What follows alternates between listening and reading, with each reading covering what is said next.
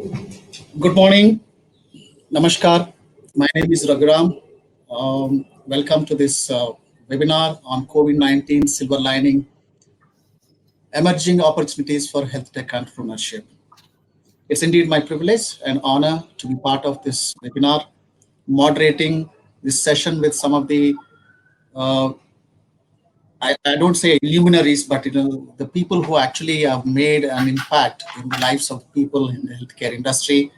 I've been following each of the panelists, and it's really wonderful to have them on a very, very contentious and apt subject for today. So what I do is, before I introduce myself, I would like to request each one of the panelists to say a few words about themselves, who they are, where they're from, and also what exactly in the healthcare delivery they're playing a role. Then we'll get back and then start our the topic. So may I ask Dr. Karen to go ahead, please? Yeah, sure. Thanks so much, Raghuram. Thanks a lot. So, hi, everybody. My name is Karen. I'm based in Singapore, but an Indian at heart. Totally love going back to India. Unfortunately, because of the COVID, haven't been able to visit India. So, I'm the regional business lead for worldwide healthcare at Microsoft. What that means is that Microsoft has about 8 to 9 industry verticals. Healthcare is one of them, and I lead that for the JPAC region. And at Microsoft, the role that we play is I'd like to kind of share with you our mission statement. And that's basically to empower every person and every organization on planet Earth to achieve more. And because of that, we kind of recently launched the Microsoft Cloud for Healthcare, and we've been doing a lot of pioneering work in the area of healthcare. Happy to share more as we go along. Over to you, Karen, Raghuram. Prashant, would you like to go next? Sure. My name is Prashant Warrior. I'm the co-founder and CEO of Cure.ai. I live in Mumbai. My background is that of a data scientist. I've been doing data science and AI for the last 20 years. Done data science in various fields. Started with retail, consumer products, logistics, fashion, advertising, and then set up Cure.ai in the space of healthcare about 4 years ago. Our focus is the use of AI to interpret radiology images. So we interpret X-rays, CT scans, and other radiology scans using AI.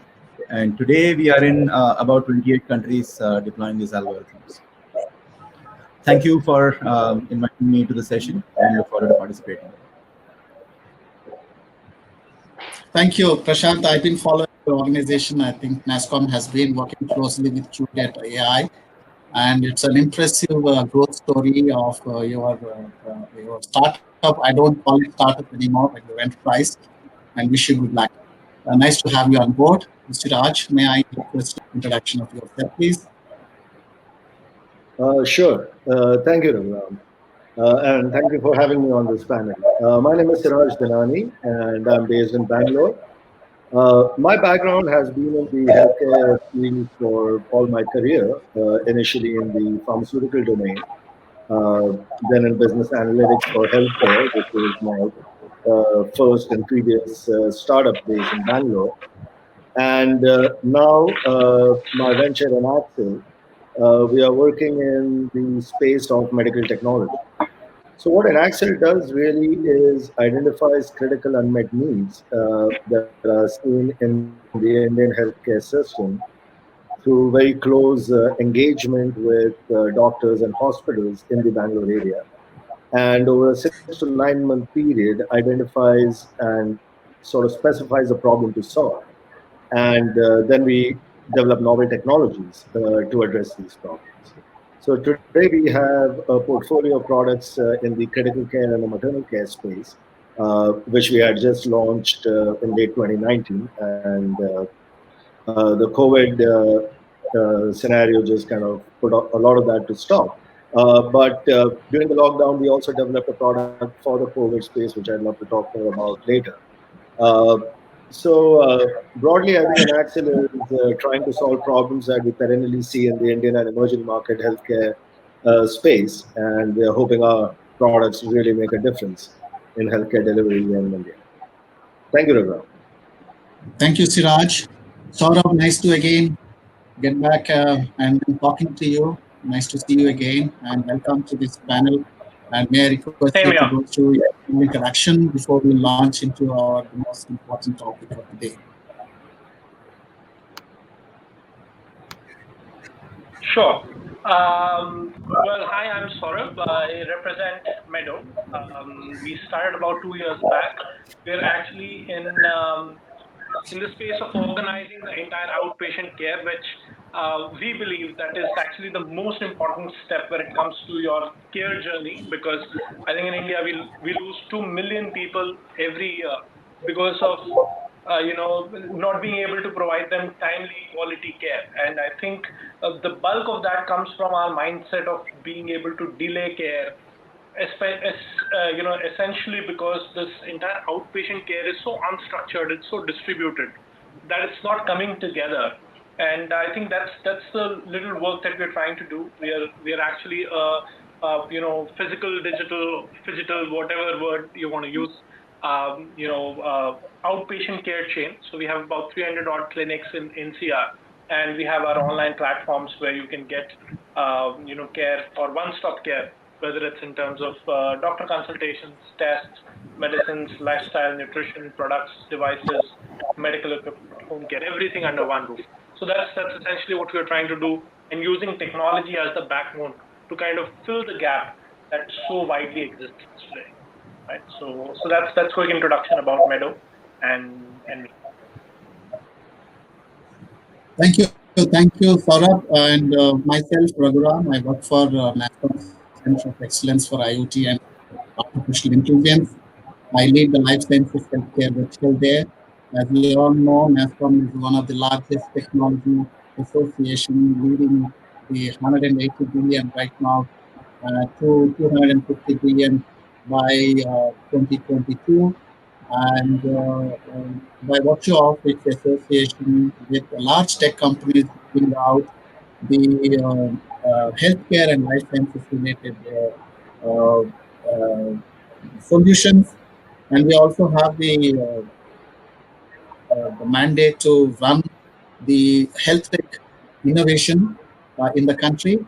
So, with the help of the entire ecosystem consisting of the tech enterprises and health tech startups and SMEs, and we integrated them with the entire ecosystem consisting of pharma companies, medtech associations, medtech companies, and healthcare insurance organizations, and academicians and government.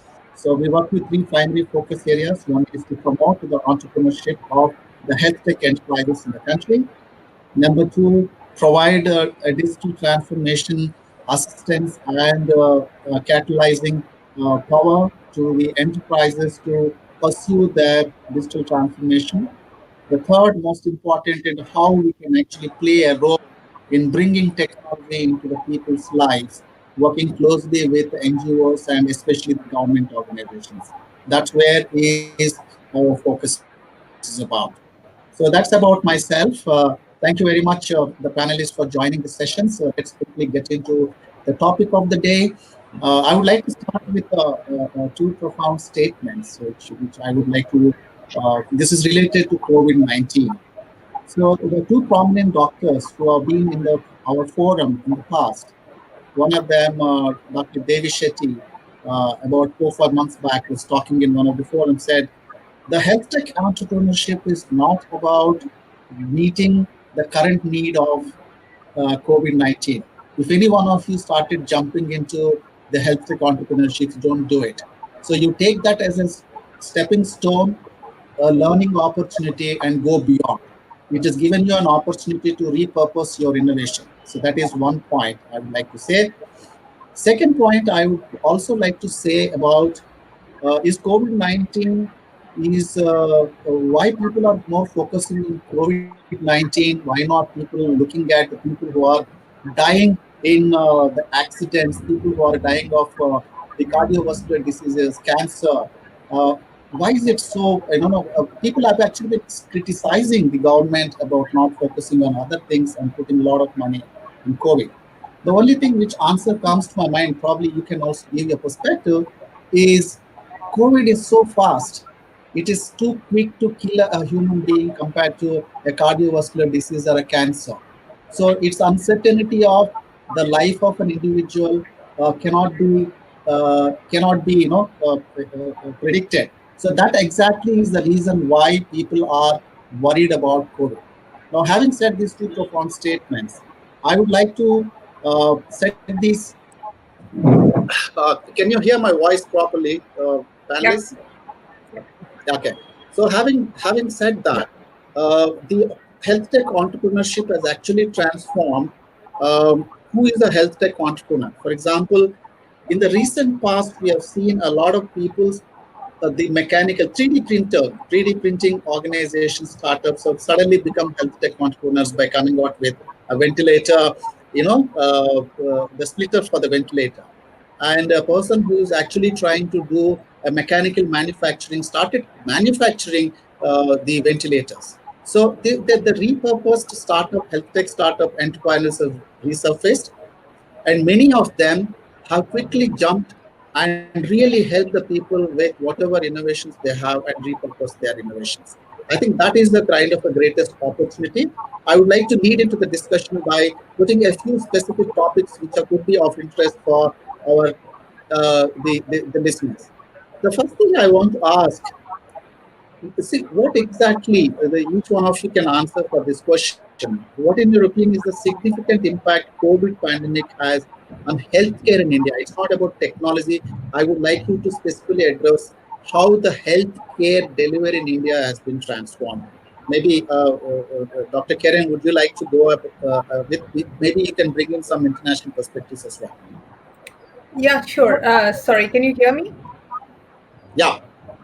Yeah, I think my video is kind of frozen, but yeah. So I think from a not just from India perspective, but from an international perspective, one of the things that we joke about in Microsoft in the healthcare realm is that what we were trying to achieve in the last 2 years, we could achieve in 2 months. So we've been trying to convince healthcare organizations that they need to kind of digitalize, they need to kind of integrate data, be able to make sense of the data that they're collecting. And I think it always fell on probably very reluctant ears. But come COVID, we see suddenly people coming to us and saying, tell us, how do we kind of live in this kind of a new world? So I think one of the biggest impacts that we have seen is that during COVID time, of course, a lot of organizations moved to the digital world, especially in the private healthcare. But I think going forward, Raghuram, I think we will be living in a hybrid world where some would be live and some would be virtual. Now, having said that, I think given this 5 to 6 months that we've gone through COVID, there are a few technologies that have definitely come to the forefront. One is we've gotten a lot of, as you correctly mentioned, supply chain. How do I kind of digitalize supply chain? Because that was the one which was most broken. The second one is what I would say as virtual healthcare, and that involves a lot of things. It involves telehealth, it involves remote monitoring, continuous monitoring. So that was the second one. The third thing that came up was patient 360. Because you see a lot of hospitals, even in India, when I used to talk to them, you had patient coming to hospital X and they have a subsidiary, let's say in Chennai. So you have the main hospital, let's say in Delhi, and they have a subsidiary in Chennai. And this patient who was earlier going to Delhi suddenly kind of appears in the Chennai hospital. They don't have the electronic medical record of that patient. So they're not able to see what the past history is. So suddenly hospitals realize that, hey, we really need to kind of coordinate systems across the region to be able to have that full 360-degree view of the patient. So these are some of the, I would say, the areas where we've really seen an acceleration post-COVID. And having said that, and given this topic that we have today, I do see that tech entrepreneurs have a big role to play because no player on earth can ever give you the full solution to any healthcare problem. So I think this is where health tech startups kind of play an important role in plugging those gaps and being able to offer that full continuum. And just to share with you that Microsoft, you'll be surprised to hear that works with almost 68,000 partners at the minimum in the global level on their healthcare and other areas as well. So this is really an ecosystem play where everybody comes together with solutions to kind of help solve that problem. And I think that has been accelerated tremendously during COVID time. I think I'll just move on. I'll just answer this question as well till he comes back, right? In my personal experience, I mean, I will start with a controversial statement. I mean, I think this COVID pandemic is like demonetization for health tech, and what demonetization did for Paytm and all the payment gateways or mobile wallets. This is COVID-19 is doing that for health tech companies. So I think that is a change that we are seeing. I'll talk about the basic need, right? As a patient, I mean, my dad is 70, he lives with me, and when he fell ill, I don't want to take him to a hospital. I want to be able to take care of him at home, right? So home care services, teleconsultation, all of those become very important. And so you want to be at home during this pandemic, and you don't want to go to the hospital where there is a risk. So a lot of need has come up where you want to provide that care at home. So all of these kinds of services, telemedicine services, home telemedicine, remote care, many of these services have become much more popular during the COVID-19 pandemic. And this is also something which is going to last, right? Think about it this way, that if I have to go to the hospital, I have to drive half an hour each way. I have to spend 1 hour on the road. I have to take an appointment beforehand. Even with the appointment, I have to spend probably 1 hour waiting for the doctor. So in all, I mean, a doctor's appointment is like 2-3 hours of my day. And if I'm doing that online, I'm saving probably, I mean, 2 hours and 50 minutes. I mean, it's like a 10-minute, at max a 10-minute out of my day that goes in for that appointment. So I think teleconsultation is going to be the future of medicine, and it is something which has been expedited due to the COVID-19 pandemic. And of course, that is on the telemedicine side. What we're also seeing is that from Cure, where we are providing AI interpretation for X-rays, CT scans, you're seeing a huge amount of adoption in the rural parts of the country where they don't have radiologists to read these X-rays or CT scans. And I'll talk about that more later. But I think in general, I mean, at least personally from my experience, what I've seen is that the number of people that were using Cure before COVID over our last 3 years of history has more than doubled in the last 6 months. And that is the kind of adoption that we have seen. And I will hand it over to you, Siraj, to talk about your experience with COVID-19. Sure, thank you. No, I agree with you, Prashant. The sort of phenomena of going to the hospital or going for physical consults, especially for routine things, is getting increasingly questioned. And we are seeing this in the maternal care space, where we have a product which is intended for pregnancy and labor monitoring. Mothers in their last stage of pregnancy after their full term need to go to the doctor pretty much every other day to check on the health of the fetus. And that today is, as you can imagine, a high-risk sort of encounter given the spread of COVID. So there is a lot of interest and a lot of push for moving some of these things to remote, to maybe home monitoring, where the mother can monitor herself and the data can be shared with the doctor for real-time decision. And I think we see some more of this. I think up till now, remote access, remote monitoring was nice to have. People were sort of weighing the benefits and the convenience versus, the security of having a physical person there telling you that now is cautious of going into high-risk environments like hospitals. And I think that will really spur an increase in the remote monitoring and digitization of healthcare.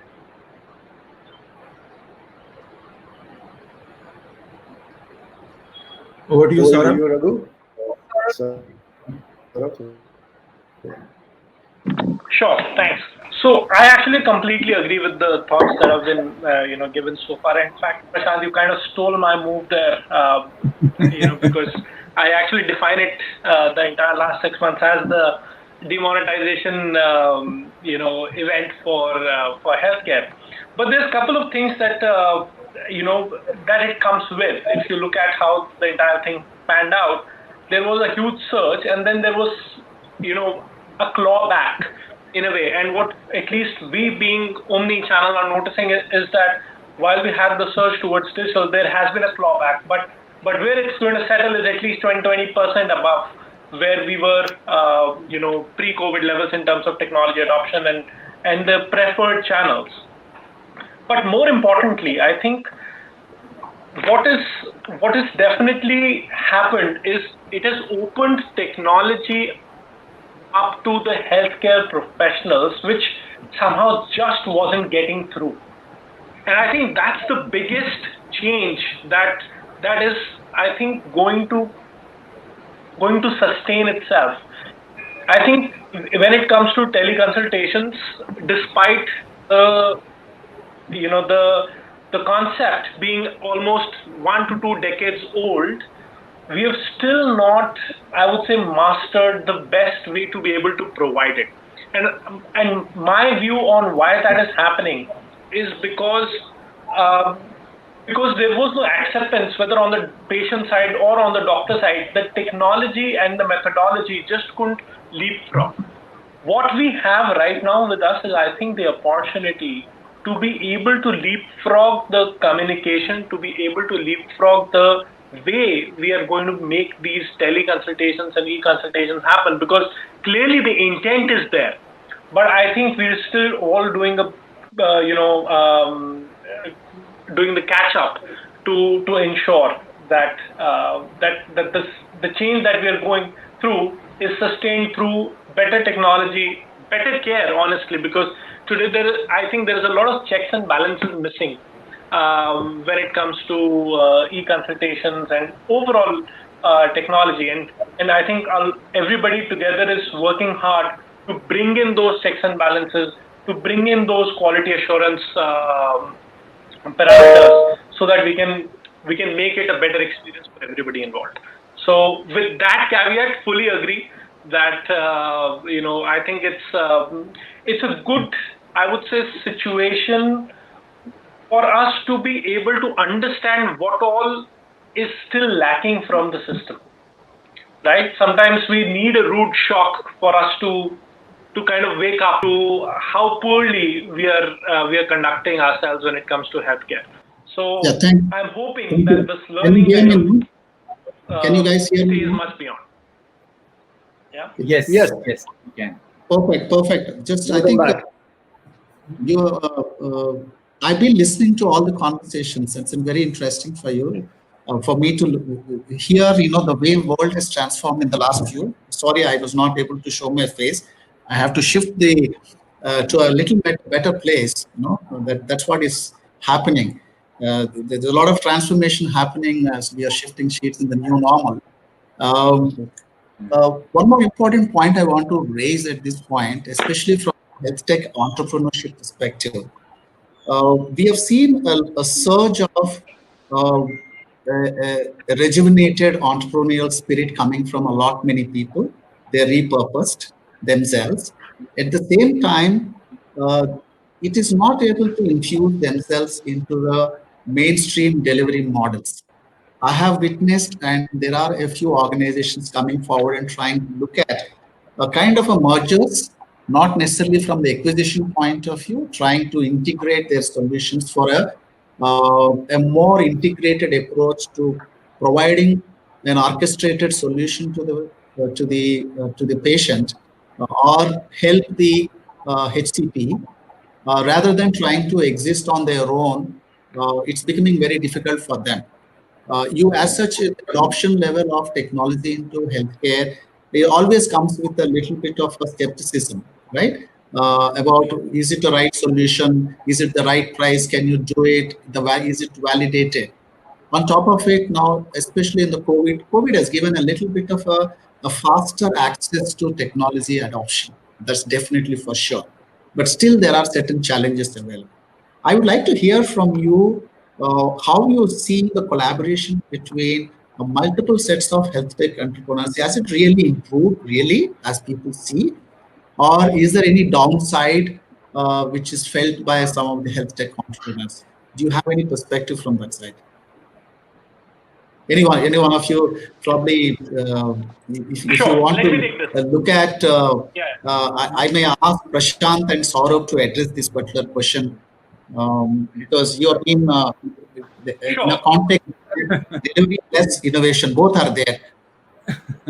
So I can go first. I think I mean, as I mentioned earlier, health tech adoption has been extremely rapid in the last 6 months. I mean, what we have seen is really rural sites in Assam, Maharashtra, Madhya Pradesh, Chhattisgarh.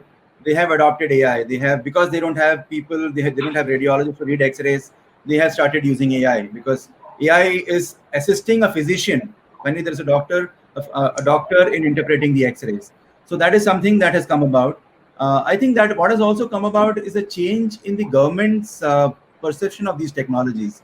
So one of the first places that we deployed when COVID-19 started was the Bombay Municipal Corporation. And they were very eager to adopt AI. They worked with us very closely over the first 4 or 5 months in making AI part of their workflow, right? And I think so governments have seen that change. Definitely, I mean, the Indian government, Niti Aayog, they are working through this whole health tech platform. Something called Swasthya has come about, which is the telemedicine platform, right? So there is a lot of focus from the government on enabling health tech to scale up within the country.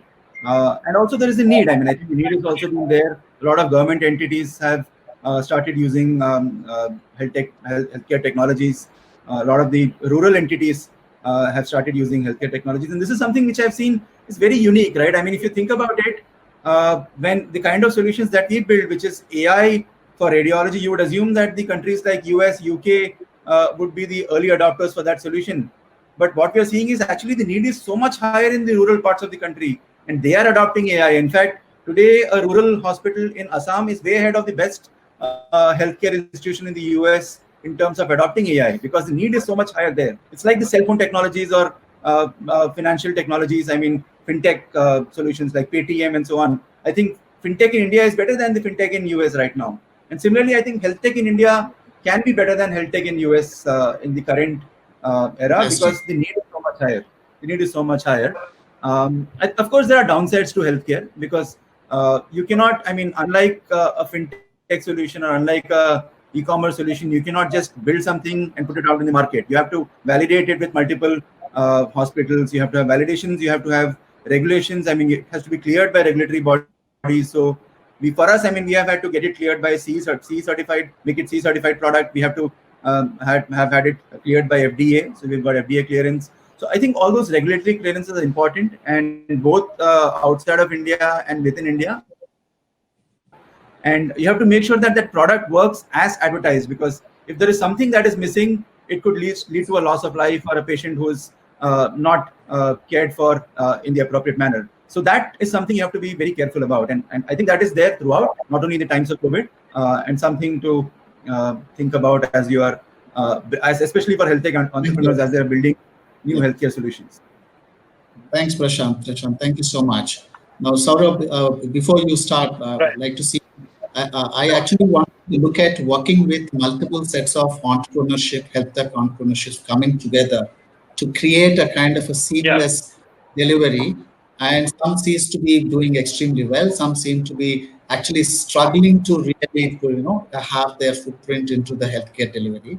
And you being a kind of a healthcare delivery provider, but integrating a lot of technologies, how you have seen this perspective of the entrepreneur struggling and also having a greater opportunity? Yeah. I think, by the way, the collaboration over the last 6 months has been, for me personally, the highlight of how everybody is coming together, right? So, and I think if we look very closely at the problem that each of us is trying to solve in healthcare, I don't think any one person can do it alone, right? So I think collaboration is inevitable, but I think there is also huge and I can say this today because I'm working with multiple companies together, whether it's through, through SWAST, whether there was some collaboration that we did through NASCOM as well. We're all realizing how it's actually 1 + 1 = 5, right? Not 2, not 3, not 4. And I think that realization is seeping in deep and fast.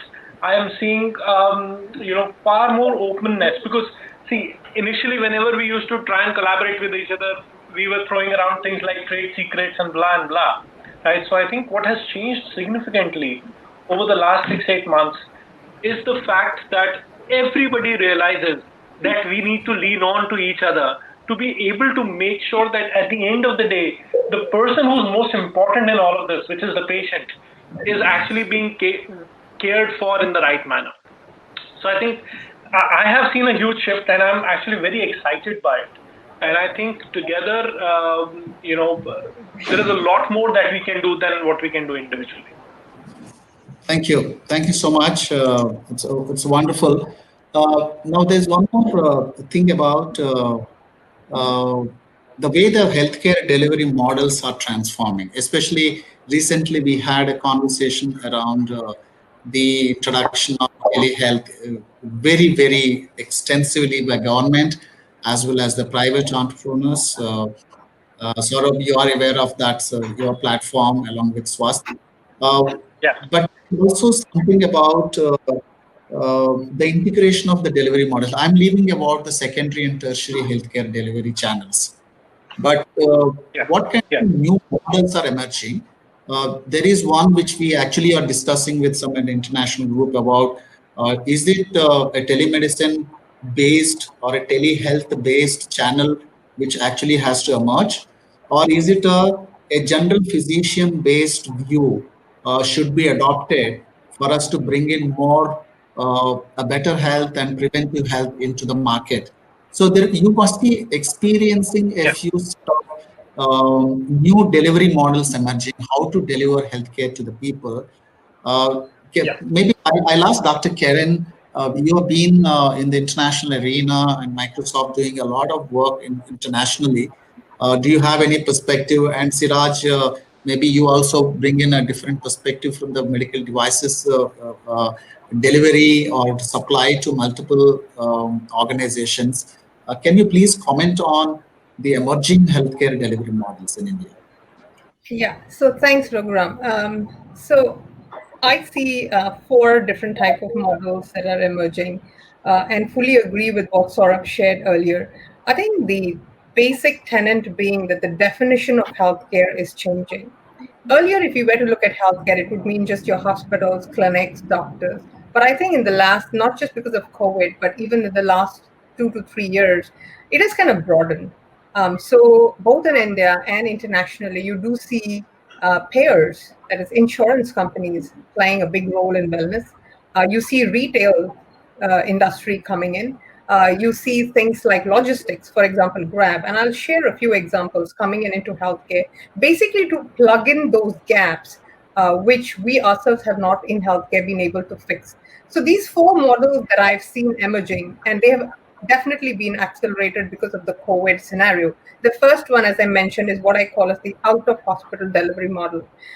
Hospital is no longer going to be your point of care. It's going to be your community-based care. So we do see a lot of shift of care from hospitals to homes and to your, let's say, your clinic next door or somewhere near your house. And that is where things like telemedicine, remote care, continuous monitoring, all are coming in, because you really, I think like one of the panelists shared, you really don't have to go all the way to a hospital, except if, let's say, it's for a very specialist treatment, or if it's for something that really only a hospital can do. You can get all that care in the comfort of your home and in the comfort of your clinic, which is next door. Now, this helps 2 things. One, it helps better care at the right moment. You don't waste time. Secondly, it also helps in transfer of skills right from, let's say, urban to rural area using technology, so that doctors, let's say, in the rural areas are also skilled and equipped enough. And in case they do have problems, they can use telemedicine, doctor-to-doctor connect. I'm not sure if you've heard of Project Echo, but that's where you kind of have skilling of urban doctors to rural doctors, so that care is given instantly. You don't have to wait. You don't have to travel. That's one. The second model that I see a lot coming up is what I call as patient 360, and what in a way it's patient engagement. Earlier, hospitals were like this: you come to me, get yourself treated, go back. I mean, it's more demand than supply. But COVID changed it, because private healthcare, many of them had, I think, occupancy rate of something like 20%, whereas in India, and I'm talking about less than 25%, when normally they would have 68%, right? Now hospital realize, hey, I have two big issues. One is I need to have patient stickiness. I need to have the patient always coming back to me. I don't want him disappearing during COVID or non-COVID times to some other place that is nearby, right? And secondly, once the patient goes back home, I still need to engage with him. Gone were the days when, hospitals would say, okay, done, my job is done, no more. Now the patient is king, right? He's going to decide, where am I going to go? Which hospital should I go to? So now hospitals realize, hey, Absolutely. host, Yeah. Fantastic. I need to engage with those customers. So that's what I call it a patient 360, because now hospitals realize, with all that data, I need to know exactly the whole history of Karen, right from her birth to her end. I need to have that entire story so that I can engage with her in a very compulsive way. So that's number two. The third thing, and I think I want to share this with the panelists as well. This is something that you will see probably and to tell you, it's already happening in India. We call it the ecosystem model. Now, let me give you a hypothesis, or like a made-up story. Let me give you a real story. Okay, so we have this hospital in Thailand, and I see this happening in India, and that's why I'm sharing that. I work very closely with the hospitals in India. So we have this amazing hospital, which is really very famous in Thailand, coming out and saying, hey, I need to look after the pre and the post. So they came out with this very amazing health plaza. Now, how do I get patients to health plaza? So they sign up an agreement with Grab saying, you bring my patients on a regular basis every 3 months and take them back, especially those who cannot kind of move and who have mobility issues. So we prefix appointments, right? So you have Grab coming in. Then you have their health plaza that they're building up. And you say, hey, health plaza, great, but I need to have a digital store. So let me get in all the tech companies, the e-commerce companies from retail. Let me get them in. So finally, end result, the whole ecosystem was having a hospital, having a logistic company, having a retail store, which is acting like a health plaza, and a few others. And this begins to grow, because you begin to kind of leverage on the strengths of each other. And then you look out and say, now comes 5G. Let me get telco in. And so even in India, you will see the discussion where telco is getting it. And interestingly, like in Japan, you may even have transportation companies coming in, like Japan Railways and Japan Post, for example. They are also looking at it and saying, I have a lot of data. How can I add to that whole ecosystem and make healthcare delivery really great? So in short, Raghuram, what I'm saying is that the patient is becoming king. People are coming to the patient and building an ecosystem around the patient, and saying, hey, Karen, you have a work life, you have a health life, you have a family life, you have a social life. How can I put all the information of this around in a platform, in a data platform, and be able to engage with Karen in a very personalized fashion? So I think these are exciting times. The whole definition of healthcare is really changing. Thank you, Dr. Karen. You've thrown open. It conforms to some of our new models, what we have been witnessing. I'll request Siraj to give his perspective on the same topic for a couple of minutes. But at this point in time, I would like to inform the participants. We will open the Q&A. To post those Q&A, the moderator will bring out some of them, and we will try to address some of these questions. We have 10 more minutes to go. In the next 5 minutes, after Siraj gives his 1-minute comment on it, I would like to bring each one of you to give a perspective about how the health tech entrepreneurship can be improvised. What is your message to the health tech entrepreneurs with respect to what they can do with reference to the technology, what they are working on, and also how they can, any perspective what you can bring in, especially from how to fit into the whole overall healthcare ecosystem.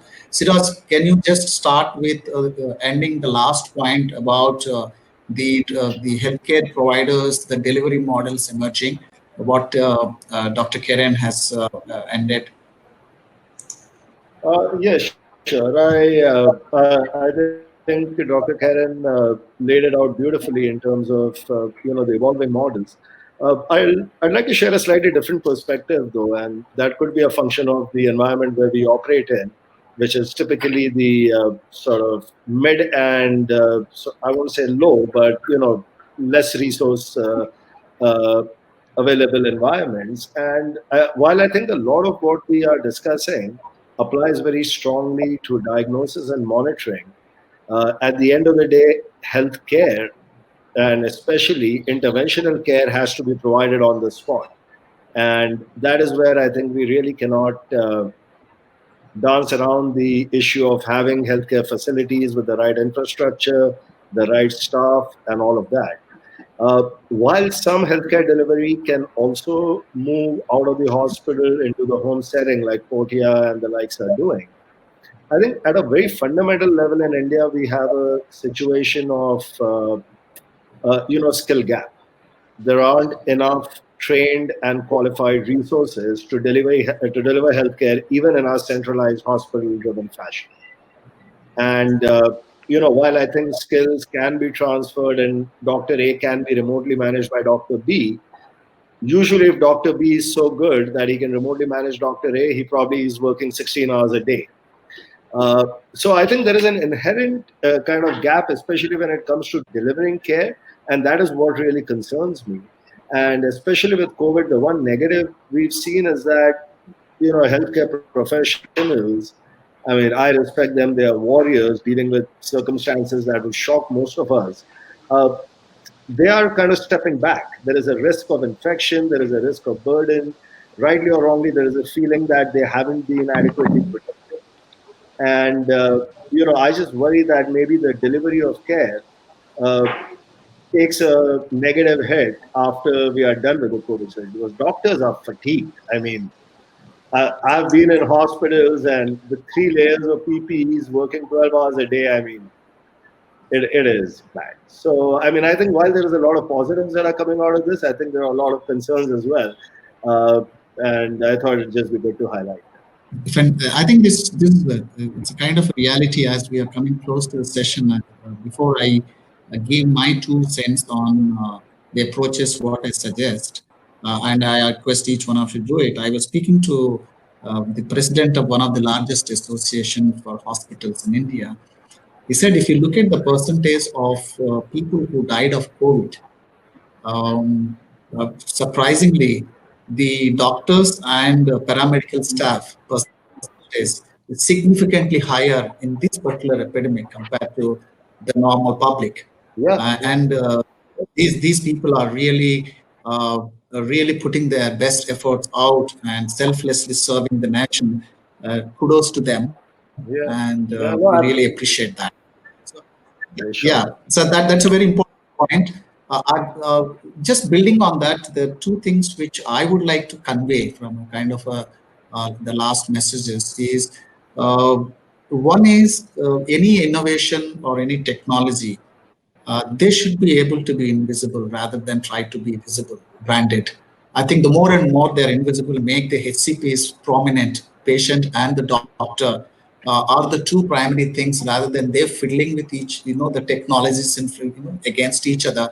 And that really actually, puts off the entire delivery model, because the average time, we have done an analysis of the average time a doctor-patient interaction happens, ये तो either आप कर सकते हैं. on the telemedicine platform or on face to face, is ranging between sometimes 15 seconds to about 1.5 minutes.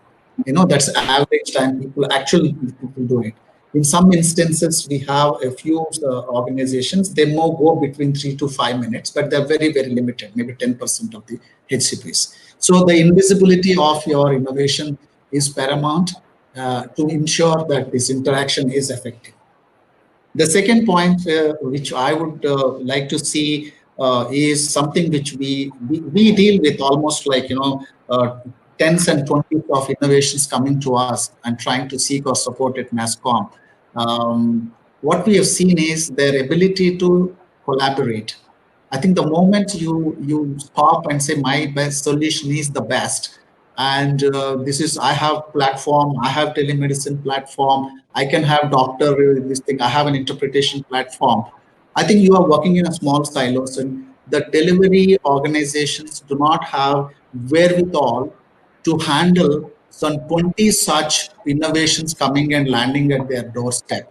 I think the innovator should start looking at, the health tech entrepreneur should start looking at collaboration, sometimes drop a few functionalities and adopt somebody else's, so that together they become a kind of a, like what Saurabh said, 1+1 is 5, not just 2. Okay, I think that approach is something which I would like to suggest. And then I would like to kind of a quick round robin from each one of you. If you can give 2 advices which you would like people to take it from here, from health tech entrepreneurship. Maybe I'll start with Prashant. Quick 2 points, please. 2 things. I will say, if you are building technology, think global, because technology, if you build in India, can be applied to any country. So think global for the technology. Second is that patient safety is very important. I think building technology is easy, making sure that you are taking care of patient safety and taking care of all the regulations that are there in healthcare. That is important. So think global and focus on patient safety. Thank you. Very quick, really good, Prashant. Thank you so much for being quick. We have to end the session in 3 minutes. So, Dr. Karen, what's your two cents for the advice? Yeah. So for me, the first one is don't be a me too. What that means is that if there's already a solution that people have built, don't go the same way. Healthcare has so many areas where there are still no solutions. Look carefully; you will definitely see a niche. And as what you said, Raghuram, collaborate. Your solution can beautifully fit into somebody else's solution, and you can go big. You can ride on them, like be like that mollusk on the whale. You ride on it. Thank you, Siraj. Yeah, well, I mean, I think for the few healthcare entrepreneurs who are out building, physical systems, electromechanical solutions, let's say, for the medtech space, it's going to take time. Just recognize that it's 4-5 years of engineering, regulatory, all of that before you get a product out that is completely safe, to Prashant's point, and reliable. Budget for that right up front. And the other thing I would say is the whole self-reliant India and the decoupling from China may offer interesting opportunities for domestic players to create products of not even equal but better quality and reduce our reliance. And I think that's the space people should look at closely. Thank you. Fantastic. I think each one of you bringing in. And finally, Saurabh. So what's your tips? Well, I think the first thing I would say is be bold, right? I think especially when it comes to healthcare, everybody around us pushes us to be conservative, pushes us to be incremental. I think it's very important where we are to be able to think out of the box, to be able to experiment, and to be able to be audacious and bold with our dreams and our and where we want to be. So I think first thing I would push people who want to start up is to actually be bold about their vision, be bold about what they want to achieve, because it's a huge problem that we still haven't clearly solved. And second, I would say is, while you go about it, don't try and create everything ground up. I think it's very important to lean on. I can bring it back to the same collaboration theme, but it's very important to know what is out there and how you can use what is existing to kind of, I would say, quadruple the effect of what you want to build. So just thank you. Use what is there.